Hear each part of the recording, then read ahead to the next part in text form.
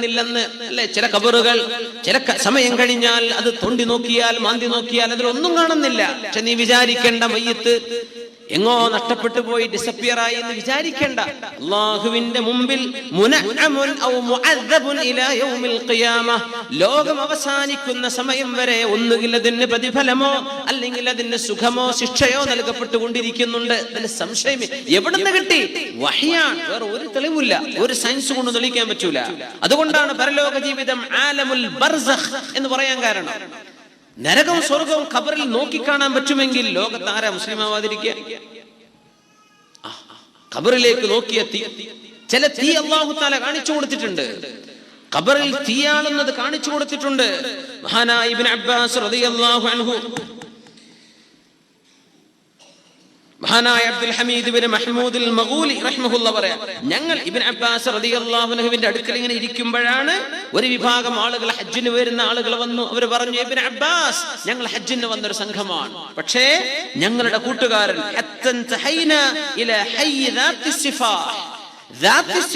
എന്ന മക്കയുടെ പരിസരത്തേക്ക് എത്തിയപ്പോ, മദീനയുടെ പരിസരത്ത് എത്തിയപ്പോ ഇതാ ഞങ്ങളിൽപ്പെട്ട ഒരാൾ രോഗം വന്ന് മരിച്ചുപോയി. ഞങ്ങൾ അയാൾക്ക് ഖബർ കുഴിച്ചു. ആ ഖബറിൽ ഞങ്ങൾക്ക് പാമ്പിനെ കാണാൻ കഴിഞ്ഞു. ഞങ്ങൾ ആ ഖബർ പെട്ടെന്ന് മൂടി. മറ്റൊരു ഖബർ കുഴിച്ചു ഞങ്ങൾ, അവിടെയും കണ്ടു ഞങ്ങൾ സർപ്പത്തെ കണ്ടു. ഞങ്ങൾ അതും മൂടി. ഇബ്നു അബ്ബാസ് മൂന്നാമത്തെ ഖബർ, ഹജ്ജിന് പുറപ്പെട്ട ആളാണ്. അല്ലാഹു തആല ചില അടയാളങ്ങൾ കാണിച്ചു കൊടുക്കും. എന്താണ് പരലോക ജീവിതം? എല്ലാവർക്കും എല്ലാം കാണിച്ചു തരില്ല. അമ്പിയാക്കന്മാർക്ക് കാണിച്ചു കൊടുത്തു, ചില സ്വാലിഹീങ്ങൾക്ക് കാണിച്ചു കൊടുക്കും. അത് മതി ബുദ്ധിയുള്ളവന് മനസ്സിലാവാൻ. ഇത് പരീക്ഷണത്തിന്റെ ലോകമാണ്. ആൻസർ പേപ്പർ ടീച്ചർ കൊടുത്തിട്ട് പരീക്ഷയ്ക്ക് ഇരുത്തിയാൽ ആ പരീക്ഷയ്ക്ക് വിലല്ല. അല്ലാഹു തആല നേരിട്ട് ഇറങ്ങി വന്നാൽ ആരാ വിശ്വസിക്കാതിരിക്കുക? അതുകൊണ്ടല്ലേ മസീഹു ദജ്ജാൽ പുറപ്പെട്ടാ പിന്നെ അതുവരെ വിശ്വസിക്കാത്തവന് വിശ്വസിച്ചിട്ട് കാര്യമില്ല എന്ന് പറയാൻ കാരണം. സൂര്യൻ പടിഞ്ഞാറ് ഉദിച്ചാൽ പിന്നെ തൗബ ചെയ്തിട്ട് കാര്യമില്ല, അല്ലാഹ് സ്വീകരിക്കൂല. ദാബത്തുൽ അർള് എന്ന മൃഗം പുറപ്പെട്ടാൽ ഏതാണ് ആദ്യം വരികയെന്ന് അല്ലാഹു അലം. ഹദീസുകളെ കൊണ്ട് നമുക്ക് ചില സീക്വൻസ് ഒക്കെ മനസ്സിലാക്കാൻ പറ്റുമെങ്കിലും ഉറപ്പില്ല. ആരാദ്യം പുറപ്പെട്ടോ, അദ്ദജ്ജാൽ വദാബത്തുൽ അർള് വതുലൂഉ ശംസ് മിൻ മഗ്രിബിഹാ, ഇത് മൂന്നും അഷ്റഫുൽ ഖൽഖ് സല്ലല്ലാഹു അലൈഹി വസല്ലം അവിടുത്തെ പരിശുദ്ധ നാവ് കൊണ്ട് പറഞ്ഞ അത്ഭുതങ്ങളാണ്. ഇത് നടന്ന് കണ്ടാൽ മുസ്ലിമീങ്ങളുടെ വിശ്വാസമാണല്ലോ ഇത്. പടച്ചോനെ, ഇത് മുസ്ലിമീങ്ങൾ പറയുന്ന കാര്യമാണല്ലോ, ഇത് ശരിയായി പുലർന്നല്ലോ, ഞാൻ മുസ്ലിം ആവട്ടെ. വേണ്ട. ലാ തൻഫഉ നഫ്സൻ ഈമാനുഹാ ലം തകുൻ ആമനത് മിൻ ഖബൽ ഔ കസബത് ഫീ ഈമാനിഹാ ഖൈറാ. അതുവരെ വിശ്വസിക്കാത്തവൻ പിന്നെ വിശ്വസിച്ചിട്ട് കാര്യമില്ല. അത് വിശ്വാസമല്ലല്ലോ. ആമന എന്ന് പറഞ്ഞ എന്താ? അല്ലദീന യഹ്മിലൂനൽ അർശ വയുമിനൂന ബി, അർശിനെ ചുമക്കുന്ന അല്ലാഹുവിന്റെ മലക്കുകൾ, ആ മലക്കുകൾ അല്ലാഹുവിൽ വിശ്വസിക്കുന്നവരാണ്. പരിശുദ്ധ ഖുർആൻ എങ്ങനെ? അർശിനെ ചുമക്കുന്ന അല്ലാഹുവിന്റെ മലക്കുകൾ വയുമിനൂന, അവർക്ക് വിശ്വാസമുണ്ട്, ഈമാനുണ്ട്. ആർക്ക്? മലക്കുകൾക്ക്. എപ്പോഴാ വിശ്വാസം എന്ന് പറയാ? കാണുന്നതിനെ പറ്റിയല്ല വിശ്വാസം എന്ന് പറയാ, കാണാത്തതിനെയാണ് വിശ്വസിക്കുന്നത്. അങ്ങനല്ലേ? അങ്ങനെയല്ലേ? കാണാത്തതല്ലേ വിശ്വസിക്കുക. കാണുന്നതിനെ പറ്റി ഷഹാദ, സാക്ഷി പറയാന്ന് പറയാ, വിറ്റ്നസ്. അല്ലാഹുവിന്റെ മലക്കുകൾ, അല്ലാഹുവിന്റെ സീറ്റ് ഓഫ് പവർ, അല്ലാഹുവിന്റെ അധികാരത്തിന്റെ സിംബൽ അർശ് എന്താണെന്ന് നമുക്കറിയില്ല, എങ്ങനെയാണെന്ന് അറിയില്ല. ആ അർശിനെ താങ്ങി നിൽക്കുന്ന മലക്കുകൾ അല്ലാഹുവിൽ വിശ്വസിക്കുന്നവരാണ് എന്ന് പറഞ്ഞാൽ അവര് പോലും അല്ലാഹുവിനെ അന്നേരം കാണുന്നില്ല, അവരും അല്ലാഹുവിൽ ഈമാനുള്ളവരാണ്. അല്ലാഹുവിനെ കാണുകയല്ല, പടച്ചതമ്പുരാനിൽ അവർക്ക് പോലും ഈമാനുണ്ട്. സുബ്ഹാനല്ലാഹ്. കാണാതിരിക്കുമ്പോഴാ ഈമാൻ എന്ന് പറയാ. അപ്പോ ഖബറും ഞാൻ തുറന്നു കാണട്ടെ, എനിക്ക് അവിടെ കൊണ്ടുപോയി മൈക്ക് വെക്കട്ടെ, അവിടെ ഇടിയുണ്ട്, അവിടെ ചവിട്ടുണ്ടെന്ന് ശബ്ദം കേൾക്കും, നീ ഒന്നും കേൾക്കൂല. അത് ചില ആളുകൾക്ക് അല്ലാഹു പറഞ്ഞു കൊടുത്തു. ഈ ഉമ്മത്ത് അത് സ്വീകരിച്ച് മനസ്സിലാക്കി പോന്നിരിക്കുകയാണ്. അതല്ല ആവശ്യം, അതിന്റെ മുമ്പ് നീ വിശ്വസിക്കുക. ചില ആളുകൾക്ക് അല്ലാഹു കാണിച്ചു കൊടുക്കുകയാണ്. ഇബ്നു അബ്ബാസ് റളിയല്ലാഹു അൻഹുവിന്റെ സംഭവം അതാണ്. അവര് പറഞ്ഞു, ഇബ്നു അബ്ബാസ് 3 ഖബറുകൾ കുഴിച്ചിട്ട് 3ലും ഞങ്ങൾക്ക് പാമ്പിനെ കാണാൻ പറ്റി. അസ്വ എന്ന് പറഞ്ഞ വിഷമുള്ള പാമ്പ്, സർഫൻ, ഭയങ്കരമായ പാമ്പിനാണ് സർഫൻ. ഇബ്നു അബ്ബാസ് റളിയല്ലാഹു അൻഹു പറഞ്ഞു, എന്താ പറഞ്ഞത്? ذاك الفعل الذي كان يفعله അവൻ ചെയ്ത ചില പ്രവർത്തനങ്ങൾ ഫലമായി അള്ളാഹു കൊടുക്കുന്ന ശിക്ഷയാണത്. നിങ്ങൾ പോയി അതിലേതെങ്കിലും ഒരു ഖബറിൽ അവനെ മറവ് ചെയ്തേക്കണം, മറവ് ചെയ്തേക്കും. അള്ളാഹുവിനെ തന്നെയാണ് സത്യം. ലൗ ഹഫർതുമുൽ അർള കുല്ലഹ, ഭൂമി മുഴുവനും നിങ്ങൾ കുഴിച്ചിവന് ഖബറുണ്ടാക്കി എന്ന് വിചാരിക്കുക. ലവജത്തുമൂഹു ഫീഹാ, ആ ഖബറിലെല്ലാം നിങ്ങൾക്ക് പാമ്പിനെ കാണാൻ കഴിയുമെന്ന് മഹാനായ ഇബ്നു അബ്ബാസ് റളിയല്ലാഹു അൻഹു. ഇയാളെ മറവേദയ്ക്ക് ഒന്നും ചെയ്യാൻ പറ്റൂല, അവന്റെ ഖബർ ഇതാണ്. മറവ് ചെയ്തിട്ട് ഹജ്ജിന് പോയി തിരിച്ചു വരുന്ന ഇവർ ആ മനുഷ്യന്റെ ഏതാനും ചില കയ്യിലുണ്ടായിരുന്ന നാണയത്തുട്ടുകൾ തന്റെ ഭാര്യയ്ക്ക് കൊണ്ടുകൊടുക്കാൻ ചെന്നിട്ട് ചോദിച്ചു, അല്ല എന്തായിരുന്നു നിങ്ങളുടെ ഭർത്താവിന്റെ ജോലി? കാര്യങ്ങളൊക്കെ പറഞ്ഞു. ഞങ്ങൾ മറവ് ചെയ്ത് പോരാണ്, മരിച്ചു, ഹജ്ജിലേക്ക് എത്തിയില്ല, ഇങ്ങനെയൊക്കെയാണ്. എന്താ ഭർത്താവിന്റെ ജോലി എന്ന് പറഞ്ഞു. അദ്ദേഹം കച്ചവടക്കാരനായിരുന്നു, ഗോതമ്പ് വിൽക്കുന്ന ആളായിരുന്നു. ഒരാൾ അദ്ദേഹത്തിന് താങ്ങാൻ മാത്രമുള്ള ഗോതമ്പ് എടുത്ത് കൊണ്ടുപോകും എല്ലാ ദിവസവും വിൽക്കാൻ. എന്നിട്ട് അതിന്റെ അത്ര തന്നെ കല്ലും ഗോതമ്പിന്റെ ചീളുകളും മറ്റു കനം കൂടാൻ വേണ്ടി അത്ര തന്നെ ഈ ഗോതമ്പിലേക്ക് മിക്സ് ചെയ്തിട്ട് കച്ചവടം ചെയ്തിരുന്ന ആളായിരുന്നു. നാട്ടിലൊക്കെ അങ്ങനെ ഉണ്ടായിരുന്നു. അരി വന്നാൽ അതിൽ 1/2 കിലോ കല്ലുണ്ടാവും, അല്ലെങ്കിൽ 1/4 കിലോ കല്ല്. മനപ്പൂർവ്വം ഇടുന്നതാ. മനപ്പൂർവ്വം കല്ലിന്റെ അരിയുടെ അതേ കളറുള്ള കല്ല്. ഇതെങ്ങനെ അങ്ങനെ വരിക? ചെറുപയറിന്റെ അതേ നിറമുള്ള കല്ല്, മമ്പയറാണെങ്കിൽ അതിന്റെ നിറമുള്ള കല്ല്. മനുഷ്യന്മാരെ വഞ്ചിക്കാം. ഇങ്ങനെ വഞ്ചന ചെയ്ത മനുഷ്യന് അല്ലാഹു തആല കൊടുക്കുന്ന ശിക്ഷയുടെ തുടക്കമാണ് ഖബർ. അൽ ഖബർ അവ്വലു മൻസിലിൻ മിൻ മനാസിലിൽ ആഖിറ. പരലോകത്തേക്കുള്ള ജീവിതത്തിന്റെ യാത്രയുടെ ആദ്യത്തെ ഭവനമാണ് ഖബർ. ആ ഖബറിൽ അവിടെ രക്ഷയും ശിക്ഷയും ആരംഭിക്കുന്നുണ്ട്. അത് മാത്രമല്ല, മരിച്ചു പോകുന്ന മനുഷ്യൻ അറിയാം. അഷ്റഫുൽ ഖൽഖ് സ്വല്ലല്ലാഹു അലൈഹി വസല്ലം തങ്ങൾ പറയുന്നു, മാ മിൻ മുഅ്മിനിൻ യമൂത്ത് മാ മിൻ മയ്യിത്തിൻ യമൂത്ത്. മരിക്കുന്ന ഏത് മയ്യിത്തും എങ്ങോട്ടാ പോകുന്നതെന്ന് അറിഞ്ഞിട്ടാ പോണതെന്ന്. ദുന്യാവെന്ന് വിടുമ്പം തന്നെ കിട്ടും എങ്ങോട്ടാ വിസയെന്ന്. സുബ്ഹാനല്ലാഹ്, എങ്ങോട്ടാ പോണെന്ന് അറിഞ്ഞിട്ടേ പോണത്. അള്ളാഹു ആ നേരം നമുക്ക് നന്നാക്കി തരുമാറാകട്ടെ. എന്താ ഇതൊക്കെ നമ്മൾ ഈ പറയണത്? എന്തിനെപ്പറ്റി? നമ്മളൊക്കെ അനുഭവിക്കാൻ പോകുന്നൊരു കാര്യമാണ്. കണ്ണ് ചിമ്മിയാൽ അറിയാൻ പോണ കാര്യമാണ് നമ്മൾ ഈ പറയുന്നത്. ഇതൊക്കെ പറയുമ്പോൾ പേടിയാവുകയാണ്. എന്താണ് ഇതൊക്കെ? ഏതാണ് ഈ ലോകം? അപ്പൊ ഖബർ അങ്ങനെയാണ്. ചിലർക്ക് അള്ളാഹു അനുഭവങ്ങൾ കാണിച്ചു കൊടുക്കും. ഖബറിൽ തീ കണ്ടിട്ടുണ്ട്, മദീനയിൽ തീ കണ്ടിട്ടുണ്ട്. ഖബറിന്റെ ഉള്ളിൽ മദീനത്തെ പ്രാന്തപ്രദേശങ്ങളിൽ മഹാനായ അംറു ബിൻ ദീനാർ റളിയല്ലാഹു അൻഹു ആണ് ഹദീസ് പറഞ്ഞു തന്നിട്ടുള്ളത്. മദീനയിൽ ഒരാൾ തന്റെ സഹോദരി അവര് അസുഖമായി കിടന്നപ്പോൾ സന്ദർശിക്കാൻ വേണ്ടി ചെന്നു. രോഗബാധിതയാണ്, സന്ദർശിക്കാൻ ചെന്നു. ആ അസുഖത്തിൽ ആ പെണ്ണ് മരിച്ചു. അവരെ മറവ് ചെയ്തു, കഫൻ ചെയ്തു, നിസ്കരിച്ചു, മറവ് ചെയ്ത് തിരിച്ചു പോന്ന് വീട്ടിലേക്കെത്തി. ആ തന്റെ ഒരു സഹോദരി, തന്റെ ഒരു ഉഖ്തുൻ ഫീ നാഹിയത്തിൽ മദീന, മദീനയിൽ തന്നെ താമസിക്കുന്ന അദ്ദേഹത്തിന്റെ സഹോദരി. അങ്ങനെ വീട്ടിലെത്തിയപ്പോഴാണ് അറിഞ്ഞത്, പടച്ചോനെ എന്റെ ഒരു കീസ് ആ ഖബറിൽ വീണ് പോയിട്ടുണ്ട്. എന്ന് പറഞ്ഞ പേഴ്സ് കൊഴിഞ്ഞാടിയിട്ടുണ്ട്, മൊബൈൽ വീണിട്ടുണ്ട്, ഒന്ന് എടുക്കണം. എന്റെ ഒരു കീസ് കൊഴിഞ്ഞു പോയിട്ടുണ്ടല്ലോ പടച്ചോനെ, എന്ത് ചെയ്യും? വളരെ വിലപ്പെട്ട അദ്ദേഹത്തിന് ആവശ്യമുള്ളൊരു സാധനം. അങ്ങനെ ദറൂറത്ത് വന്ന സമയം ഉലമ അത് ഇബാഹത്ത് ചെയ്യും. അദ്ദേഹത്തിന് അത്രക്ക് വിലപ്പെട്ട ഒരു സംഗതിയാണ്. അങ്ങനെ തന്റെ ഒരു കൂട്ടുകാരനെ കൊണ്ടുപോയി ആ ഖബർ തുറന്ന് തന്റെ നഷ്ടപ്പെട്ടു പോയ കീസ് എടുക്കാൻ ഖബർ തുറന്നപ്പോൾ ഖബർ തുറന്ന മനുഷ്യൻ പറഞ്ഞു തന്റെ സുഹൃത്തിനോട്, തനഹ. ഈ സുഹൃത്ത് തുറന്ന ആളോട് ഈ സഹോദരൻ, പെണ്ണിന്റെ സഹോദരൻ പറഞ്ഞു, ഒന്ന് മാറി നിൽക്ക്, എന്റെ സഹോദരിയുടെ അവസ്ഥ എന്താണെന്ന് ഞാനൊന്ന് കാണട്ടെ. അങ്ങനെ ഖബറിന്റെ കല്ല് ഒന്നിങ്ങനെ അടർത്തിയെടുത്തപ്പോൾ ഖബറിന്റെ ഉള്ളിൽ തീജ്വാലകൾ ജ്വലിച്ചുകൊണ്ടിരിക്കുന്നത് ഈ മനുഷ്യൻ കണ്ടു. തന്നെ ഖബറുടെ മൂടി തീജ്വാലകൾ. ആരും അവിടെ കെരോസിൻ ഒഴിച്ചു പോയിട്ടില്ല, പെട്രോൾ ഒഴിച്ചു പോയതല്ല, കത്താണ്. ഖബറിന്റെ ഉള്ളിൽ കത്തല് കണ്ടപ്പോൾ ഖബർ മൂടി വെച്ചു. നേരെ പോയി റജഅഇല ഉമ്മി, ഉമ്മയോട് ചെന്ന് ചോദിച്ചു, ഉമ്മ, ഈ സഹോദരി, അകന്ന് താമസിക്കുന്ന ഈ സഹോദരി, അഖ്ബിർനി അമ്മാ കാനത് ഉഖ്തി അലൈ, എന്തായിരുന്നു ഉമ്മ എന്റെ പെങ്ങളുടെ കാര്യം? ചോദിച്ചു, മരിച്ചുപോയ മോളെ നീ എന്തിനാ ചോദിക്കുന്നത്? ഉമ്മ, എനിക്ക് നിങ്ങൾ പറഞ്ഞു തരണം. ഉമ്മ ചോദിക്കും, വഖദ് ഹലകത്, ഓള് മരിച്ചില്ലേ, ഇപ്പൊ എന്തിനാ അത് അറിയേണ്ടത്? അഖ്ബിരീനി, പറഞ്ഞു തരൂ ഉമ്മ, എന്താണ് എന്റെ സഹോദരിക്ക് പറ്റിയത്? ഉമ്മ പറഞ്ഞു, കാനത് ഉഖ്തുക തുഅഖിറു സ്വലാ, നിസ്കാരം അങ്ങനെ നീട്ടിക്കൊണ്ടുപോണ പരിപാടി ഉണ്ടായിരുന്നു. നിസ്കരിക്കൂല സമയത്ത്. വലാ തുസല്ലി ബിതുഹാറത്തിൻ താമ്മ, പരിശുദ്ധ വളരെ പരിപൂർണമായ ശുദ്ധിയിൽ നിസ്കരിക്കുകയുമില്ല. നിസ്കരിക്കൂല, നിസ്കരിച്ചാൽ തന്നെ എങ്ങനെയെങ്കിലൊക്കെ ഒന്നു കൊടുക്കുക. ഒന്നു കൊടുത്താൽ തന്നെ മുറിഞ്ഞ ഞാൻ മറ്റവരൊപ്പാണ്, ഞാൻ ഈ മസാലക്കൊപ്പ, ഒന്ന് മുറിഞ്ഞിട്ടുണ്ട്, നിന്റെ ഒന്നു ബാത്തിലാണ്, വേറെ ഒന്നെടുക്ക്. അവള് കേൾക്കൂല. അത് നമ്മൾ സമ്മതിക്കൂല. മറ്റേ ഹദീസുണ്ടല്ലോ, അതിനൊക്കെ ആൾക്കാരില്ലേ നിസ്കാരം കൊണ്ട് കളിക്കുന്നത്, വുളു കൊണ്ട് കളിക്കുന്നത്. ശുദ്ധീകരണം പോലും പൂർത്തിയായി ചെയ്യാത്തവളായിരുന്നു.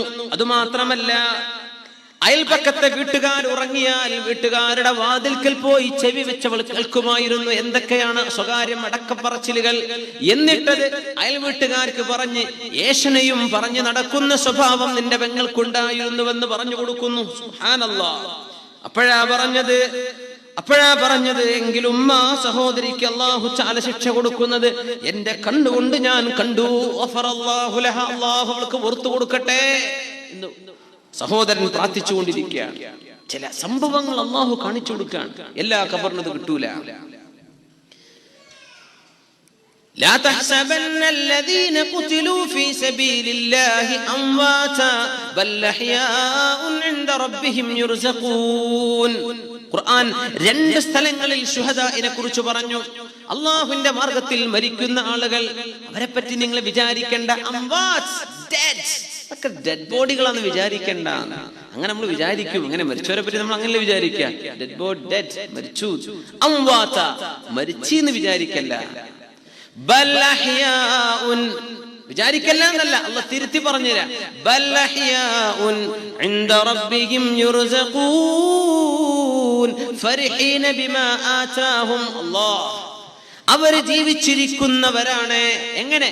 ഹയാത്തൻ മഅല്ലാഹ്, അല്ലാഹു നൽകുന്ന ഒരു പ്രത്യേകമായ രീതിയിലെ ജീവിതം അവർക്ക് അവിടെ ഉണ്ട്. അങ്ങനെ നമുക്ക് മനസ്സിലാക്കാൻ പറ്റും. അവർക്ക് ജീവനുണ്ട്. എങ്ങനെ നമുക്കറിയില്ല. പരിശുദ്ധമായ ഉഹദ് യുദ്ധത്തിൽ ഷഹീദായ സ്വഹാബിയാണ് അംർ ഇബ്നുൽ ജമൂഹ് റളിയല്ലാഹു അൻഹു. ആ യുദ്ധത്തിൽ ഷഹീദായ മറ്റൊരു സ്വഹാബിയാണ് മഹാനായ അബ്ദുല്ലാഹി റളിയല്ലാഹു അൻഹു. ജാബിർ തങ്ങളുടെ വാപ്പ, ജാബിർ ഇബ്നു അബ്ദുല്ലാഹി എന്ന മഹാനായ സ്വഹാബിയുടെ വാപ്പ അബ്ദുല്ലാഹി റളിയല്ലാഹു അൻഹു, രണ്ടുപേരും ഒരു ഖബറിൽ മറവ് ചെയ്യപ്പെട്ട ശുഹദാക്കളാണ്. അംർ ഇബ്നുൽ ജമൂഹ് എന്നവർ കാല് മുടന്തായിരുന്നു എന്നാണ്. ബദർ യുദ്ധം വന്നപ്പോ വാപ്പ പറഞ്ഞു, മക്കള് പറഞ്ഞു, വാപ്പ നിങ്ങൾ യുദ്ധത്തിന് വരണ്ടോ? വാപ്പ പറഞ്ഞു, ഞാൻ പോരാണ്, എനിക്ക് മരിക്കണം, ഞാൻ പോരാണ്, അല്ലാഹുവിന്റെ സ്വർഗത്തിലേക്ക് പോകണം, ഞാൻ വരികയാണെന്ന് പറഞ്ഞു. വാപ്പ നിങ്ങൾ വരണ്ട, നിങ്ങൾക്ക് മുടന്തില്ലേ? പിടിച്ചു നിർത്തി വാപ്പാനെ. ബദർ യുദ്ധം കഴിഞ്ഞു വന്നപ്പോൾ ബദരീങ്ങളുടെ മഹത്വവും ബദരീങ്ങൾക്ക് അല്ലാഹു നൽകാൻ പോകുന്ന പ്രതിഫലവും ലഅല്ലല്ലാഹു തആല അലാ അഹ്ലി ബദരിൻ ഫഖാൽ യഅമലൂ മാ ശിഅ്തും ഫഇന്നി ഗഫർതു ലക്കും. ബദരീങ്ങളോടല്ലേ അല്ലാഹു പറയുന്നത്, നിങ്ങൾക്ക് വേണ്ടതൊക്കെ ചെയ്തോളി, ഞങ്ങൾക്ക് പുറത്തു തന്നിട്ടുണ്ട്. യാ അല്ലാഹ്, നബിയേ, ഉഹദ് യുദ്ധം നടക്കാൻ പോകുന്നുവെന്ന് ഞാൻ കേൾക്കുന്നു. നബിയേ, എനിക്കങ്ങോട്ട് വരണം. എന്റെ മുടന്തങ്കാല് കൊണ്ട് സ്വർഗത്തിലേക്ക് കടക്കാൻ എനിക്ക് ആഗ്രഹമുണ്ട് നബിയെ. എന്റെ മക്കൾ എന്നെ തടഞ്ഞു വെക്കാൻ സാധ്യതയുണ്ട്. അവരെന്നെ ബദറിലേക്ക് വരാൻ സമ്മതിച്ചിട്ടില്ല. എന്റെ മക്കളോട് ഹബീബായ നബിയെ അങ്ങൊന്ന് പറയണം, വാപ്പാനെ തടയണ്ട, വാപ്പ വന്നോട്ടെ എന്ന്.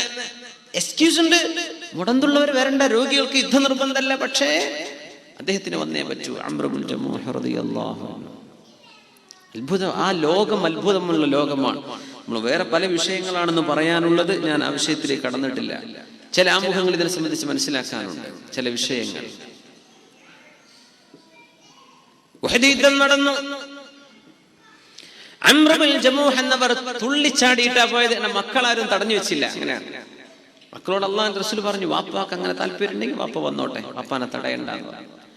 അങ്ങനെ വെച്ച് മുടന്തം കാലുകൊണ്ട് വാളെടുത്ത് യുദ്ധം ചെയ്ത് ഷഹീദായ അംർ ഇബ്നുൽ ജമൂഹ് റളിയല്ലാഹു അൻഹു. ഉഹദിലെ ശുഹദാക്കളെല്ലാം നിരന്നു കിടക്കുമ്പോ ഉഹദിൽ ഒരു ഖബറിൽ ഒന്നിലേറെ സ്വഹാബത്തിനെ ശുഹദാഇനെ മറവ് ചെയ്തിട്ടുണ്ട്. അങ്ങനെ വന്നപ്പോൾ അംർ ഇബ്നുൽ ജമൂഹ് റളിയല്ലാഹു അൻഹു താഴെയും അവരുടെ മീതെ ആനായ സ്വഹാബി ജാബിർ ഇബ്നു അബ്ദുല്ലാഹി റളിയല്ലാഹു അൻഹുവിന്റെ വാപ്പ അബ്ദുല്ലാഹി റളിയല്ലാഹു അൻഹുവിനെ ബഹുമാനപ്പെട്ടവരുടെ മുകളിലും അങ്ങനെ ഉഹദിൽ മറവ് ചെയ്തത്. ഹംസ റളിയല്ലാഹു അൻഹു ഉണ്ട്, മറ്റൊരുപാട് ശുഹദാക്കളുണ്ട്. യാ അല്ലാഹ്, അന്ന് ജാബിർ റളിയല്ലാഹു അൻഹുവിന്റെ വയസ്സ് 20. ഉഹദ് യുദ്ധം നടക്കുമ്പോ 40 വർഷങ്ങൾക്ക് ശേഷം ജാബിർ തങ്ങൾക്ക് വയസ്സ് 60. 40 വർഷങ്ങൾക്ക് ശേഷം ചരിത്രം മുഴുവനും പ്രബലമായ ഹദീസിന്റെ റിവായത്തിൽ റിപ്പോർട്ട് ചെയ്യപ്പെട്ട ഹദീസ് അസർ, ചരിത്ര പണ്ഡിതന്മാർക്ക് ഒരു സംശയമില്ല, ആരും ലൈഫാന്ന് പറയൂല, അങ്ങനത്തെ സംഭവം. 40 വർഷം കഴിഞ്ഞ് ഉഹദിന്റെ മലയിൽ ശക്തമായ മഴ പെയ്തപ്പോ, ആ ഉഹദ് പരിസരങ്ങളിൽ മഴ പെയ്തപ്പോ, ശക്തമായ മഴവെള്ളപ്പാച്ചിൽ വന്നപ്പോ ഉഹദിന്റെ ശുഹദാക്കളുടെ ഖബറിന്റെ മുകളിലൂടെ വെള്ളം ഒലിച്ചുപോയി. അങ്ങനെ വന്നപ്പോ ഒരുപാട് ശുഹദാക്കളുടെ ഖബർ ഓപ്പണായി പുറത്തായി പോയി, മേലെ മണ്ണങ്ങ് നീങ്ങിപ്പോയി. യാ അല്ലാഹ്, 40 വർഷങ്ങൾക്ക് ശേഷം ജാബിർ റളിയല്ലാഹു അൻഹു സ്വന്തം ബാപ്പയെ മറവ് ചെയ്ത മോൻ ജീവിച്ചിരിക്കുന്ന കാലം മഹാനായ അബ്ദുല്ലാഹി റളിയല്ലാഹു അൻഹുവും അംർ ഇബ്നുൽ ജമൂഹ് എന്നവരും ബഹുമാനപ്പെട്ട 2 സ്വഹാബിമാരെ മറവ് ചെയ്ത ഖബറും പുറത്ത്, ഒരുപാട് ഖബർ പുറത്തായി. പക്ഷെ അനുഭവം പറഞ്ഞത് ജാബിർ റളിയല്ലാഹു അൻഹുവാണ്. എന്റെ വാപ്പയുടെ ഖബർ തുറന്നു വന്നപ്പോൾ വാപ്പയെ ഞങ്ങൾ കണ്ടത് എങ്ങനെയാണോ വാപ്പയെ മറവ് ചെയ്തത് അതേ കഫംപുടയിൽ. അപ്പാക്കൊരു കുഴപ്പവും പറ്റിയില്ല.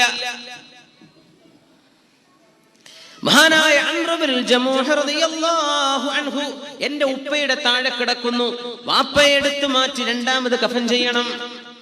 അംർ ഇബ്നുൽ ജമൂഹ് എന്നവരെ മറ്റൊരു ഖബറിൽ കുഴിക്കണം. അങ്ങനെ ബഹുമാനപ്പെട്ട അംർ ഇബ്നുൽ ജമൂഹ് എന്നവരെ പൊക്കിയെടുത്തപ്പോ അവരുടെ കൈ നെറ്റിയിൽ ഇങ്ങനെ ഒട്ടിപ്പിടിച്ചിട്ടുണ്ട്. അന്ന് മഹാനായ സ്വഹാബിക്ക് നെറ്റിയിൽ ഒരു അമ്പ് തറച്ചപ്പോ ആ അമ്പിൽ ഇങ്ങനെ അമ്പ് വലിച്ചൂരിയിട്ട് കൈ ഇങ്ങനെ വെച്ച് ആ മുറിവിലാണ് മഹാനായ അംർ ഇബ്നുൽ ജമൂഹ് റളിയല്ലാഹു അൻഹു ഷഹീദാകുന്നത്. കൈ ഇങ്ങനെ ഒട്ടിപ്പോയി. മരിച്ചു കഴിഞ്ഞ ഒരു മനുഷ്യന്റെ മിഫ്സലുകൾ നിർത്തണം എന്നാണ്. കൈകാലുകൾ നിർത്തി കൊടുക്കണം, കണ്ണ് ചിമ്മി കൊടുക്കണം, വായ അടച്ചു വെച്ചു കൊടുക്കണം. പക്ഷേ യുദ്ധല്ലേ, കുറെ നേരം കഴിഞ്ഞപ്പോഴേക്കും കൈ കഫൻ അവരെ മറവ് ചെയ്യാൻ കൊണ്ടുപോകുമ്പോ കഫൻ ചെയ്യാൻ നോക്കുമ്പോ എന്ത് ചെയ്യുന്നില്ല, കൈ കിട്ടുന്നില്ല. കൈ ഇവിടെ ഉറച്ചു പോയിട്ടുണ്ട്, കൈ ഉറച്ചിട്ടുണ്ട്. അങ്ങനെ മറവ് ചെയ്തത് അംർ ഇബ്നുൽ ജമൂഹ്. കൈ നെറ്റിയിലാണ്, നെറ്റിയിലൊരു മുറിവിൽ ഇങ്ങനെ വെച്ചിട്ടാണ് മറവ് ചെയ്തത്. 40 വർഷങ്ങൾക്ക് ശേഷം അല്ലാഹു ചില അത്ഭുതങ്ങൾ കാണിച്ചു തരാൻ. ലാ തഹ്സബന്ന, വിചാരിക്കേണ്ട മരിച്ചു അവർ കഴിഞ്ഞു എന്ന് വിചാരിക്കേണ്ട. ബൽ അഹ്യാഉൻ ഇൻദ റബ്ബിഹിം യുർസഖൂൻ.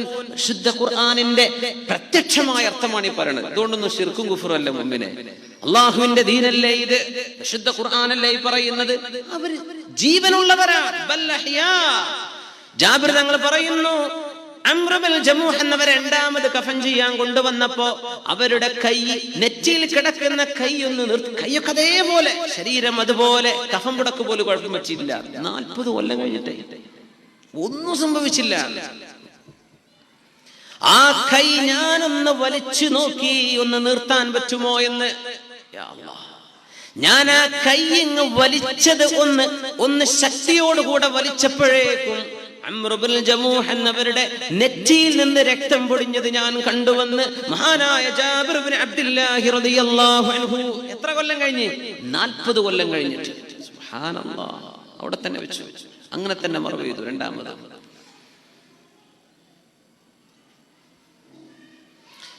ഉമർ ഇബ്നു അബ്ദുൽ അസീസ് റളിയല്ലാഹു അൻഹു, ഥാനി ഉമർ, ലോകം കണ്ട രണ്ടാമത്തെ ഉമർ എന്നറിയപ്പെടുന്ന മഹാൻ, ഭയങ്കര മുത്തഖിയും വരിഉം അല്ലാഹുവിനെ ഭയപ്പെടുന്ന വലിയ മഹാനായിരുന്നു. അവരുടെ കാലത്ത് മദീനത്തെ റൗളയിൽ ഒരു ജൂതൻ വന്നിരിക്കാറുണ്ടായിരുന്നു. ഒരു ജൂത മുസ്ലിം, അദ്ദേഹം നല്ല തലപ്പാവൊക്കെ ധരിച്ച് മുസ്ലിമാണെന്ന് വിചാരിക്കുള്ള ആള് ജൂതനായിരുന്നു. ആൾക്ക് പണി എന്ന് വെച്ചാൽ അവിടുത്തെ ശരീരം റൗളയിൽ നിന്ന് തുരന്നു കൊണ്ടുപോകാൻ മദീനയിലെ ജൂതന്മാർ 2 തവണ ശ്രമം നടത്തിയിട്ടുണ്ട്. ചരിത്രത്തിൽ കാണാൻ പറ്റും. അതിൽ ഒന്ന് ഈ പറഞ്ഞതാണ്. റൗള ഷരീഫിന് ഇന്ന് കെട്ടിടമുണ്ട് അല്ലേ? റൗള ഷരീഫിന് കെട്ടുണ്ട് അല്ലേ, മതിലുണ്ട്. റസൂലിന്റെ റൗള കണ്ടിട്ടില്ലേ? പക്ഷെ അതുണ്ടാക്കുന്ന കഥയാണ് ഈ പറയുന്നത്. അന്ന് ആദ്യകാലത്ത് അതില്ല. ഖബർ അങ്ങനെയാണ്. ഇപ്പുറത്ത് മസ്ജിദാണ്, പള്ളിയൊക്കെ അതിന്റെ ഉള്ളിൽ മണലാണ്. അപ്പൊ ഒരാൾ വന്ന് റൗദന്റെ അടുത്ത് മുസല്ല വിരിക്കും. അയാളാണ് ആദ്യം വരിക, അയാൾ അവസാനം പള്ളിയിൽ നിന്ന് പോവുക. ജനങ്ങൾ പള്ളിയിൽ നിന്ന് പോയി കഴിഞ്ഞാൽ ഇയാൾ അവിടുത്തെ മണ്ണിങ്ങനെ മാന്തി ഒരു കുഴി ഉണ്ടാക്കുകയാണ്, ഒരു കൈ കൊള്ളുന്നത്ര കുഴി. ഇവിടെ ഹബീബായ റസൂലുള്ളാഹി തങ്ങളുടെ ശരീരത്തിന്റെ തൊട്ടടുത്ത്. എന്തിന്? ആ ശരീരം അവിടെ ഉണ്ടോ എന്ന് ഉറപ്പ് കിട്ടിയാൽ ബാക്കിയുള്ള തന്റെ ശിങ്കിടിമാർക്ക് അറിയിച്ചു കൊടുക്കണം. എന്നിട്ട് മദീനത്ത് നിന്ന് പുറത്തുനിന്ന് തുരന്ന് കൊണ്ടുപോകാൻ അവർക്കറിയാമായിരുന്നു. നമ്മളെ ചില ആൾക്കാർക്ക് അത് വിശ്വാസമില്ലാത്തത്. എന്തൊരു അത്ഭുതം! ജൂതന്മാർക്ക് ഇത് അറിയുന്നു, ജൂതന്മാർക്ക് അറിയുന്നു. ആയിഷ ബീവി റളിയല്ലാഹു അൻഹ പറഞ്ഞിട്ടുണ്ട്, എന്റെ അടുത്തേക്ക് ഒരു ജൂത പെണ്ണ് ഒരിക്കൽ വന്നു. അവര് വളരെ മിസ്കീനത്താണ്, പച്ച പാവപ്പെട്ടൊരു പെണ്ണ് വന്നിട്ട് എന്തെങ്കിലും തരണം എന്ന് ചോദിച്ചു. അപ്പൊ ഞാൻ അവർക്ക് ഉള്ളത് കൊടുത്തപ്പോ അവര് പറഞ്ഞു, ആയിഷ ബീവി, അള്ളാഹു നിങ്ങളെ ഖബറിന്റെ അദാബിൽ നിന്ന് രക്ഷിക്കട്ടെ. അപ്പോ ഖബർ ശിക്ഷയെ പറ്റി അന്ന് ചർച്ച വന്നിട്ടില്ല. ഞാൻ നബിയോട് ചോദിച്ചു, യാ റസൂലല്ലാഹ്, ഖബർ ശിക്ഷയിൽ നിന്ന് രക്ഷിക്കട്ടെ എന്ന് ആ പെണ്ണ് പറഞ്ഞത് ജൂതന്മാർ പറയുന്ന അവരുടെ ഒരു വെറും വർത്താനാണോ അത് നബിയെ? അല്ല, യാഥാർത്ഥ്യം പറഞ്ഞു. ഹഖുൻ യാ ആയിഷ, അത് സത്യമാണ്. ഖബറിൽ ശിക്ഷയുണ്ട്, അവിടെ രക്ഷയുമുണ്ട്. ആയിഷ ആദ്യം കേട്ടത് എവിടുന്ന? ഒരു ജൂത പെണ്ണ് വന്ന് പറഞ്ഞു കൊടുത്തപ്പോഴായിരുന്നു. ആദ്യത്തെ അങ്ങനെ ഒരു വർത്തമാനം നടക്കും. മദീനയിലേക്ക് എത്തിയതിന് ശേഷം ഇതൊക്കെ പഠിപ്പിക്കപ്പെടുന്നത്. അവർക്ക് ഇതൊക്കെ അറിയാം. നമ്മളെ പോലെ അഹ്ലി കിതാബുകളല്ലേ, കിതാബ് നൽകപ്പെട്ട ആളുകളാണ്. പക്ഷെ അവരെ തിരുത്തി വേറെ വഴിക്ക് പോയി എന്ന് മാത്രം. കുഴിയെടുത്ത് ഹബീബായ റസൂലുള്ളാഹി സ്വല്ലല്ലാഹു അലൈഹി വസല്ലം തങ്ങളുടെ ശരീരത്തിന്റെ അടുത്തേക്ക് എത്താറായപ്പോൾ ഉമർ ഇബ്നു അബ്ദുൽ അസീസ് തങ്ങൾക്ക് സ്വപ്നം വന്നു, സ്വപ്ന ദർശനം ഉണ്ടായി. റുഅയ ഹഖുൻ, കള്ള സ്വപ്നമല്ല, ഇത് കള്ള സ്വപ്നം പറയുന്ന നടക്കുന്നക്കാരാണ്. മഹാന്മാരായ ഉലമാ കാണുന്ന റുഅയ സ്വാദിഖ, സത്യസന്ധമായ സ്വപ്നം. എന്താ സ്വപ്നം? യാ ഉമർ ഇബ്നു അബ്ദുൽ അസീസ്, ആ മദീനത്തെ പള്ളിയിൽ എന്റെ ഖബറിന്റെ അരികത്ത് വന്ന് മുസല്ല വിരിച്ചിരിക്കുന്ന മനുഷ്യനെ പിടിക്കണം. അവൻ മുസ്ലിമല്ല, ജൂതനാണ്. അയാൾ ഇരിക്കുന്ന മുസല്ല എടുത്തു മാറ്റിയാൽ അതിന്റെ ഉള്ളിൽ കുഴി കാണും. ഇയാൾ ചെയ്യുന്ന പണി ഇന്നതാണ്. അതുകൊണ്ട് ഉമർ ഇബ്നു അബ്ദുൽ അസീസ്, അയാൾക്ക് വേണ്ട ശിക്ഷ നിങ്ങൾ കൊടുത്തേക്കണം. ഉടനെ അയച്ചില്ലേ പോലീസിനെ. മഹാനായ ഉമർ ഇബ്നു അബ്ദുൽ അസീസ് കൈയോടെ പിടിച്ചു നോക്കുമ്പോ യാ അല്ലാഹ്, ആഴത്തിൽ കുഴിയായിട്ടുണ്ട്. ഇയാള് പോകുമ്പോ ഒരു കീസയിട്ടാ പോവുക. പള്ളിയിൽ നിന്ന് പോകുമ്പോ വിചാരിച്ചു വല്ല അരിയ ഗോതമ്പൊക്കെ ആയിരിക്കും. നോക്കും മണലായി കൊണ്ടുപോകുന്നത്. അങ്ങനെ ശരീരത്തോടെ എത്താറായപ്പോഴേക്കും പിടിക്കപ്പെട്ടു. അദ്ദേഹത്തിന് ശിക്ഷ കൊടുത്തു. ആ സമയത്താണ് ബഹുമാനപ്പെട്ടവർ പറഞ്ഞത്, അള്ളാഹുവിന്റെ ഹബീബിന്റെ റൗള സംരക്ഷിക്കപ്പെടണം. റൗള സംരക്ഷിക്കപ്പെടണമെങ്കിൽ റൗളക്ക് ചുറ്റും ബലിഷ്ഠമായ മതിൽ കെട്ടി തറ കെട്ടിയിട്ട് കെട്ടിടം പണിയണം. ഇനി ഒരു ശ്രമം ലോകാവസാനം വരെ നടക്കാൻ പാടില്ല. അതുകൊണ്ട് ഇവിടെ കെട്ടിടം പണിയണം. അങ്ങനെ കെട്ടിടം പണിയാൻ ഇന്നത്തെ റൗള ഷരീഫിന്റെ ആ അടിസ്ഥാന കെട്ടിടത്തിന്റെ തുടക്കം ഈ സംഭവമാണ്. ഉമർ ഇബ്നു അബ്ദുൽ അസീസ് റളിയല്ലാഹു അൻഹുവിന്റെ കാലത്തെ സംഭവം. കുഴി കുഴിച്ചുകൊണ്ടിരിക്കുകയാണ്. അപ്പൊ തറ കീറണല്ലോ, കുഴി കുഴിക്കണം. ആദ്യമായിട്ടാണ് അങ്ങനെ മസ്ജിദുൻ നബവിയിൽ ഹബീബിന്റെ റൗളക്ക് ചുറ്റും ഒരു കുഴി കുഴിക്കുന്നത്, തറ കെട്ടാൻ വേണ്ടി. ആരാണ് അവിടെ കിടക്കുന്നത്? അഷ്റഫുൽ ഖൽഖ് സ്വല്ലല്ലാഹു അലൈഹി വസല്ലം. അവിടുത്തെ തോളിനോട് ചേർന്ന് കിടക്കുന്ന ഉമർ ഫാറൂഖ് റളിയല്ലാഹു അൻഹു. അവരുടെ തോളിനോ അബൂബക്കർ റളിയല്ലാഹു അൻഹു. അബൂബക്കർ തങ്ങളുടെ തോളിനോട് ചാരി വെച്ച് തല വെച്ച് ഉമർ ഫാറൂഖ് റളിയല്ലാഹു അൻഹു. അപ്പൊ ഏറ്റവും മുകളിലെ തല അഷ്റഫുൽ ഖൽഖ് സ്വല്ലല്ലാഹു അലൈഹി വസല്ലം. കാല് നോക്കിയാൽ മഹാനായ ഉമർ ഫാറൂഖ് റളിയല്ലാഹു അൻഹു. 3 പേരാണല്ലോ ഉള്ളത്, സ്വഹിബൈ റസൂലില്ലാഹി സ്വല്ലല്ലാഹു. ഇങ്ങനെ തോളിൽ കൈവച്ചുകൊണ്ട് പറഞ്ഞു എന്നാണ്, ഇങ്ങനെ നമ്മൾ സ്വർഗത്തിൽ പോകുന്നു. യാ അല്ലാഹ്. ഒരിക്കൽ മദീനയിലെ സംഭവത്തിലേക്ക് തിരിച്ചു വരാം. മദീനയിലെ ഒരു തോട്ടത്തിൽ ഇങ്ങനെ റസൂലുള്ളാഹി സ്വല്ലല്ലാഹു അലൈഹി വസല്ലം ഇരിക്കുമ്പോൾ അബൂ മൂസ അശ്അരി റളിയല്ലാഹു അൻഹു അവരുടെ ഗേറ്റ് കീപ്പർ ആയിരുന്നു. ബഹുമാനപ്പെട്ടവരിങ്ങനെ ഗേറ്റ് കീപ്പറാ. ആരെങ്കിലും വരും നബിയെ കടത്തിവിടണോ? ആരാണ് ചോദിക്കുമോ അന്നാളെ വിട്ടേക്കെന്ന് പറയും. അങ്ങനെ ആളുകളെ കടത്തിവിടുന്ന ബവ്വാബ് റസൂലില്ല, അള്ളാഹിന്റെ റസൂലിന്റെ ഗേറ്റ് കീപ്പർ ആയിട്ട് ഞാൻ നിന്ന കഥ എന്ന് പറഞ്ഞ് അബൂ മൂസ അശ്അരി റളിയല്ലാഹു അൻഹു സംഭവം പറയുന്നുണ്ട്. അപ്പൊ അങ്ങനെ വന്നു. അപ്പൊ പറഞ്ഞു, ഒരാൾ റസൂലുള്ളാഹി സ്വല്ലല്ലാഹു അലൈഹി വസല്ലം അവിടുത്തെ ഒരു തോട്ടത്തിലെ അരുവിന്റെ ഒരു കിണറാണെന്നും ഹദീസിലുണ്ട്. അതിലേക്ക് കാലിട്ട് ഒരൽപ്പം വെള്ളത്തിലേക്ക് കാല് വെച്ച് തങ്ങൾ വിശ്രമിച്ചിരിക്കുകയാണ്. അപ്പൊ അങ്ങനെ ഒരു ചില പ്രത്യേക അവസ്ഥകൾ ഉണ്ടാവുമല്ലോ. നബിയെ ശ്രദ്ധിക്കുന്നവർ വന്നിട്ടുണ്ട്, എന്ത് ചെയ്യണം? കടത്തിവിട്ടേക്ക് വബശ്ശിർഹു ബിൽ ജന്ന, സ്വർഗ്ഗത്തിലാണെന്ന് പറഞ്ഞു കൊടുത്തേക്ക് എന്ന് പറഞ്ഞു. യാ അല്ലാഹ്, വബശ്ശിർഹു ബിൽ ജന്ന, സ്വർഗ്ഗത്തിലാണ്. ഉമർ റളിയല്ലാഹു അൻഹു നബിയെ ഉമർ റളിയല്ലാഹു അൻഹു വന്നിട്ടുണ്ട്, വബശ്ശിർഹു ബിൽ ജന്ന, കടത്തിവിട്ടേക്കും സ്വർഗ്ഗത്തിലാണെന്ന് പറഞ്ഞു കൊടുത്തേക്ക് എന്ന് പറഞ്ഞു. എന്താണ് അതൊക്കെ? ഉസ്മാൻ ഇബ്നു അഫ്ഫാൻ റളിയല്ലാഹു അൻഹു വന്നു, വബശ്ശിർഹു ബിൽ ജന്ന ഫീ ബലിയത്തിൻ തുസീബുഹു, ഒരു പ്രയാസം വരാൻ പോകുന്നുണ്ട് അവർക്ക്, പക്ഷേ അല്ലാഹു അതിന്റെ പിറകെ അവർക്ക് സ്വർഗ്ഗം കൊടുക്കാൻ പോകുന്നുവെന്ന് പറഞ്ഞേക്കണം. ഉസ്മാൻ റളിയല്ലാഹു അൻഹു ഏറ്റവും നിഷ്ഠൂരമായി വധിക്കപ്പെട്ട അവസ്ഥയിലാണ് വഫാത്താകുന്നത്. ഉസ്മാൻ ഇബ്നു അഫ്ഫാൻ റളിയല്ലാഹു അൻഹു മൂന്നാമത്തെ ഖലീഫയല്ലേ, നബി തങ്ങൾ പറയാൻ ഫീ ബലിയത്തിൻ തുസീബു, വലിയൊരു പ്രയാസം വരാനുണ്ട് അവർക്ക്, പക്ഷേ സ്വർഗ്ഗം ഉണ്ടെന്ന് പറഞ്ഞുകൊടുത്തേക്കിൻ അലി റളിയല്ലാഹു അൻഹു വന്നു. 4 പേരിങ്ങനെ ഇരിക്കുമ്പോ ഹബീബ് ഏറ്റവും അടുത്ത കൂട്ടുകാർ, അവരോട് ചില വിഷയങ്ങളൊക്കെ അങ്ങനെ പറയില്ല. അടുത്ത ആൾക്കാരാകുമ്പോ സിദ്ദീഖ് തങ്ങളെ വിളിച്ചിട്ട് പറഞ്ഞു, യാ സിദ്ദീഖ്, യാ സിദ്ദീഖ്, നമുക്ക് ഉപകാരം ചെയ്തു തന്ന എത്രയോ ആളുകൾ, അവർക്കൊക്കെ തിരിച്ചു നാം ഉപകാരം ചെയ്തു കൊടുത്തിട്ടുണ്ട്. പക്ഷേ നിങ്ങൾ എനിക്ക് ചെയ്ത ഉപകാരത്തിന് പകരം ലാ യുകാഫിഉക ബിഹാ ഇല്ലല്ലാഹ്, അല്ലാഹു അല്ലാതെ മറ്റാർക്കും നിങ്ങൾ ചെയ്തതിന് പകരം തരാൻ കഴിയില്ല സിദ്ദീഖ് റളിയല്ലാഹു അൻഹു. ഉമർ റളിയല്ലാഹു അൻഹു വിളിച്ചിട്ട് പറഞ്ഞു, തആല യാ ഉമർ, ഉമറേ നിങ്ങളുടെ അടുത്തേക്ക് വന്നിരിക്കുന്നു റളിയല്ലാഹു അൻഹു. ഉമർ തങ്ങൾ അടുത്ത് വന്നിരുന്നു. എന്താണ് ആ രംഗമൊക്കെ അല്ലേ? സിദ്ദീഖ് തങ്ങൾ നബി തങ്ങൾ 2 വയസ്സിന്റെ വ്യത്യാസമല്ലേ ഉള്ളൂ. യാ ഉമർ കുൻത ശദീദൻ അലൈനാ, ഉമറേ നിങ്ങൾ നമ്മളോട് വല്ലാതെ ദേഷ്യമുള്ള ഒരാളായിരുന്നു. എന്താണ്? അന്ന് നബി തങ്ങളെ വധിക്കാൻ വേണ്ടി പോകുമ്പോഴല്ലേ ഉമർ റളിയല്ലാഹു അൻഹു മുസ്ലിം ആവുന്നത്? അന്ന് കൊല്ലാൻ വേണ്ടി പോകുമ്പോഴല്ലേ? ചരിത്രങ്ങൾക്കറിയാം. കുൻത ശദീദൻ അലൈനാ ഫമന്നല്ലാഹു അലൈക ബിൽ ഹിദായഹ, നിങ്ങൾ നമ്മളോട് വല്ലാതെ ദേഷ്യമുള്ള ആളായിരുന്നല്ലേ ഉമറേ, അല്ലാഹു നിങ്ങൾക്ക് ഹിദായത്ത് തന്ന് അനുഗ്രഹിച്ചില്ലേ ഉമറേ? അടുത്ത് വന്നിരിക്കുന്നു. ഉസ്മാൻ റളിയല്ലാഹു അൻഹു വന്നിരുന്നു. ഉസ്മാൻ, എന്റെ 2 മക്കളെ നിങ്ങൾക്ക് ഞാൻ കല്യാണം കഴിച്ചിട്ടുണ്ട്, റുഖയ്യയും ഉമ്മു കുൽസൂം റളിയല്ലാഹു അൻഹുമാ. 2 പേരും മരിച്ചു, 2 പേരും വഫാത്തായി. അപ്പൊ സ്വഹാബത്തിന്റെ ഇടയിൽ ഇങ്ങനെ വർത്താനം ഉണ്ടായിരുന്നു, അള്ളാന്റെ റസൂലിന്റെ 2 കുട്ടികളെ കെട്ടിച്ചെടുത്തിട്ട് 2 ആളും മരിച്ചല്ലേ. ആൾക്കാരിങ്ങനെ പറയില്ലേ, പിന്നെ ആരെയും കെട്ടിച്ചെടുക്കുമോ അവർക്ക്? സ്വഹാബത്തിന്റെ ഇടയിൽ മുനാഫിക്കുകളൊക്കെ അങ്ങനെ ഒരു വർത്താനം പറഞ്ഞിരുന്നു. ഇത് തങ്ങൾക്കറിയാം. യാ ഉസ്മാൻ ഇബ്നു അഫ്ഫാൻ, ഉസ്മാൻ, എന്റെ റുഖയ്യ ഉമ്മു കുൽസൂമിനെ നിങ്ങൾക്ക് ഞാൻ കല്യാണം കഴിച്ചു.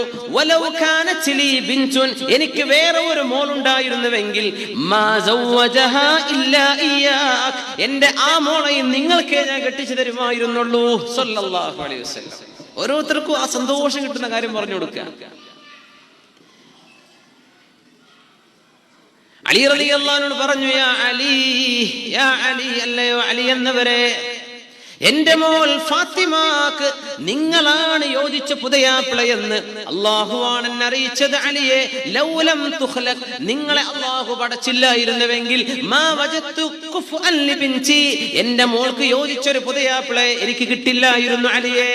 യാ അല്ലാഹ് ഒക്കെ പറഞ്ഞിട്ട് ഏറ്റവും അടുത്തിരിക്കുന്ന 2 പേർ സിദ്ദീഖ് റളിയല്ലാഹു അൻഹും ഉമർ റളിയല്ലാഹു അൻഹുവിന്റെയും തോളിൽ ഇങ്ങനെ കൈവച്ചുകൊണ്ട് പറഞ്ഞു, ഹകദാ യദ്ഖുലു സലാസതുനൽ ജന്ന, ഇങ്ങനെയാണ് നമ്മൾ 3 പേരും സ്വർഗ്ഗത്തിൽ കടക്കുന്നതെന്ന് അഷ്റഫുൽ ഖൽഖ് സ്വല്ലല്ലാഹു അലൈഹി വസല്ലം. ഇങ്ങനെ കിടക്കുന്നത് എല്ലാവരും സ്വർഗ്ഗത്തിലാ. സിദ്ദീഖ് എന്നവരും ഉമർ തങ്ങളെയും തോൾ പിടിച്ചിട്ട് പറഞ്ഞു, നമ്മൾ ഇങ്ങനെയാ സ്വർഗ്ഗത്തേക്ക് പോയി കിടക്കുക. ആ കടത്തം റൗദയിൽ കിടക്കുകയാണ് സിദ്ദീഖ് റളിയല്ലാഹു അൻഹു, ഉമർ ഫാറൂഖ് തങ്ങൾ. ഇതൊക്കെ ഭയങ്കര ദീർഘദൃഷ്ടിയല്ലേ? ഉമർ റളിയല്ലാഹു അൻഹു ആയിഷ ബീവിയോട് കെഞ്ചി ചോദിച്ചതാ, എനിക്ക് കുറച്ച് സ്ഥലം തരുമോ അവിടെ കിടക്കാൻ, ഞാൻ മരിച്ച എന്നെ അവിടെ മറവ് ചെയ്യണട്ടോ എന്റെ ഹബീബിന്റെ അടുത്ത് സ്വല്ലല്ലാഹു അലൈഹി വസല്ലം. അങ്ങനെ കിടക്കുന്ന റൗദയാണത്. യാ അല്ലാഹ്, കുഴി കുഴിച്ചുകൊണ്ടിരിക്കുകയാണ് റൗദയുടെ ചുറ്റും. കുഴി കുഴിച്ചുകൊണ്ടിരിക്കുമ്പോ അന്ന് വലിയ താബിഈങ്ങളിലെ പ്രമുഖന്മാർ, മഹാനായ സുഫിയാൻ സൗരി റളിയല്ലാഹു അൻഹു അടക്കം 100ഓളം സ്വഹാബികൾ ജീവിച്ചിരിപ്പുള്ള കാലമാണത്. താബിഈങ്ങളിലെ പ്രധാനപ്പെട്ട ആളുകൾ ഇല്ല. ഉഹദിലെ സംഭവം നടക്കുമ്പോൾ 100ഓളം സ്വഹാബിമാർ ജീവിച്ചിരിപ്പുണ്ട്. ഈ സംഭവത്തിൽ മഹാനായ സുഫിയാൻ സൗരി റളിയല്ലാഹു അൻഹു അഫ്ദലു താബിഈൻ, താബിഈങ്ങളിലെ വളരെ പ്രധാനിയായ സുഫിയാൻ സൗരി റളിയല്ലാഹു അൻഹു ആണ് അവിടെ മദീനയിൽ വന്നിട്ടുള്ളത്. മറ്റു താബിഈങ്ങളെ ബാക്കിയുള്ളൂ. ഉമർ ഇബ്നു അബ്ദുൽ അസീസ് റളിയല്ലാഹു അൻഹുവിന്റെ കാലല്ലേ.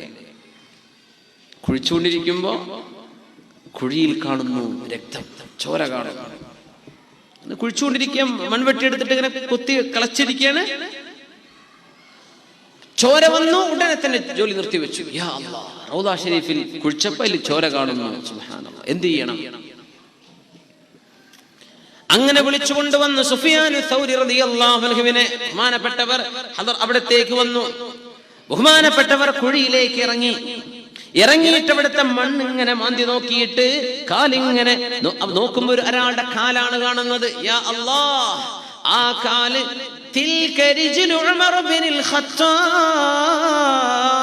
ഇത് ഉമർ ഇബ്നുൽ ഖത്താബ് റളിയല്ലാഹു അൻഹുവിന്റെ കാലാണെന്ന് മഹാനായ സുഫിയാൻ സൗരി തങ്ങൾ സാക്ഷി പറഞ്ഞു. എന്താ സംഭവിച്ചത്? കുത്തിയ കൂട്ടത്തിൽ അറിയാതെ മൺവെട്ടി തട്ടിപ്പോയി. സുബ്ഹാനല്ലാഹ്, തട്ടിയതും ചോര വന്നു. എപ്പോ? എത്ര കൊല്ലങ്ങൾക്ക് ശേഷം? 10, 70, 80 കൊല്ലങ്ങൾക്ക് ശേഷമാണ് ഈ സംഭവം. സുബ്ഹാനല്ലാഹ്. ആരുടെ? ഉമർ ഫാറൂഖ് റളിയല്ലാഹു അൻഹു. ബഹുമാനപ്പെട്ടവർ യുദ്ധത്തിലാണോ മരിച്ചത്? അല്ല. ഉമർ റളിയല്ലാഹു അൻഹു യുദ്ധത്തിലാണോ മരിച്ചത്? അല്ല. സുബഹിക്ക് ഇമാം നിൽക്കുമ്പോൾ ശത്രു വന്ന് കുത്തിയതാണ്. യുദ്ധത്തിലല്ല മരിച്ചത്. പക്ഷേ ഹബീബായ റസൂലുള്ളാഹി സ്വല്ലല്ലാഹു അലൈഹി വസല്ലം പറയാറുണ്ടായിരുന്നു, എന്റെ ഉമ്മത്തിൽ ഒരുപാട് ശുഹദാക്കളുണ്ട്. പക്ഷേ എന്റെ സമൂഹത്തിലെ അധിക ശുഹദാക്കളും വിരിപ്പിൽ കിടന്ന് മരിക്കുന്ന ആളുകളാണ്. അധിക ആൾക്കാരും വിരിപ്പിൽ കിടന്ന മരിക്കുക. യുദ്ധത്തിൽ മരിക്കുന്നവർ കുറച്ചുള്ളൂ. അഷ്റഫുൽ ഖൽഖ് സ്വല്ലല്ലാഹു അലൈഹി വസല്ലം ഉമർ റളിയല്ലാഹു അൻഹു എപ്പോഴും ദുആ ചെയ്തിരുന്ന ഒരു ദുആയുണ്ട്. എന്താണ് ദുആ? വിചിത്രമായ ദുആയാണ്. അങ്ങനെ ചരിത്രത്തിൽ വേറെ ആരും ദുആ ചെയ്തിട്ടില്ല എന്നാണ്. അല്ലാഹുമ്മ ർസുഖ്നി ഷഹാദതൻ ഫീ ബലദി നബിയിക്. പടച്ചവനെ, നിന്റെ നബിയുടെ നാട്ടിൽ മരിക്കാനുള്ള ഭാഗ്യം നീ എനിക്ക് തരണം. അല്ലാഹുമ്മ ർസുഖ്നി ഷഹാദതൻ, എനിക്ക് രക്തസാക്ഷിത്വം തരണം.